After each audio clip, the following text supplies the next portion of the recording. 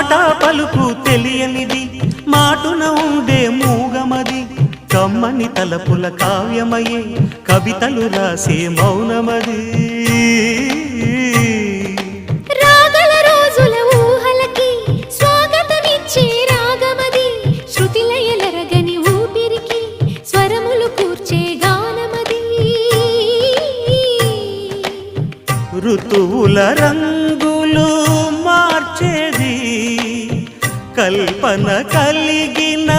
మది భావం బ్రతుకును పాటగా మలిచేది